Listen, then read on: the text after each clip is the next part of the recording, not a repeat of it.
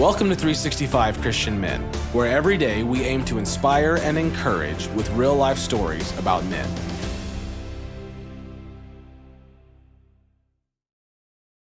July 20th, Frederick Douglass.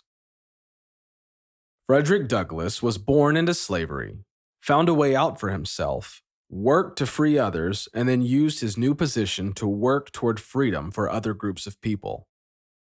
On this date in 1866, Douglass spoke at the first Women's Rights Convention. Knowledge can be the pathway to freedom. Gain it. Use it. Born into slavery in 1818, Frederick Douglass was less than 10 years old when his master loaned him to the Aulds in Baltimore. When Mrs. Auld taught Frederick the alphabet, a new world opened to him. But when she showed her husband Frederick's new skill, Mr. Auld became enraged and said that knowledge would ruin a good slave. Douglass recalled, "Very well, thought I. Knowledge unfits a child to be a slave. From that moment, I understood the direct pathway from slavery to freedom." Though Mrs. Auld punished Frederick if she caught him reading, when the Aulds weren't home, Frederick practiced. With a piece of biscuit, he bought spelling lessons from neighborhood boys. He also taught himself penmanship.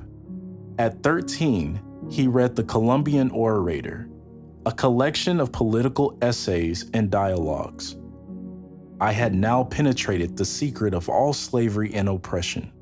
Their true foundation was in the pride, the power, and the avarice of man. Freed from the lie that divine design made him a slave, Douglass reached out to God and kept trying to get more knowledge. He wrote, "Especially did I want a thorough acquaintance with the contents of the Bible."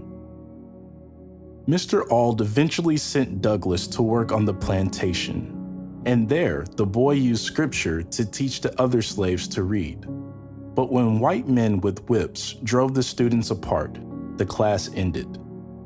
Then Douglass was sent to a cruel taskmaster to be broken, abused physically and mentally, and he sometimes lost hope, but he never believed any man should be enslaved. His next master was more reasonable. As Douglass's wounds healed, he gained the strength to act on his knowledge. He lived the proverb, "Those who have knowledge muster their strength." Proverbs chapter 24, verse 5. He taught fellow slaves the virtues of learning, started a secret Sunday school, and soon had 40 pupils. He planned an escape, but someone tipped off the master. After a short imprisonment, Douglass was sent back to Baltimore, where he plotted another escape. This time, his plan worked. Now a free man, Douglass read The Liberator, an abolitionist newspaper. The Abolitionist offered him a position as a traveling orator. As he grew in eloquence, audiences believed he was too well-spoken to be a fugitive slave. In response, Douglass shared details of his life, but this made him vulnerable to capture. The Abolitionist sent him to England, where he'd be safe. A rude, uncultivated fugitive slave was driven by stern necessity to that country to which young American gentlemen go to increase their stock of knowledge. The British press warmly received Douglass, and he enjoyed the company of English intellectuals, but duty drove him back to America. British friends purchased Frederick's freedom papers and gave him enough capital to start a printing press. American abolitionists tried to talk him out of it, but Douglass persevered, and he wrote, "The want of education, great as it was, could be overcome by study, and that knowledge would come by experience." What dream have you put on hold for lack of knowledge? Knowledge can be the pathway to freedom. Gain it. Use it. Thank you for listening to today's story. Every day of the year, our hope is to inspire you with real-life stories of faithful men who have gone before us.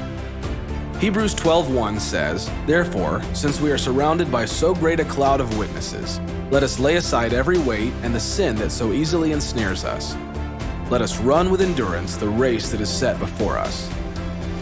Join us tomorrow for another story at 365christianmen.com.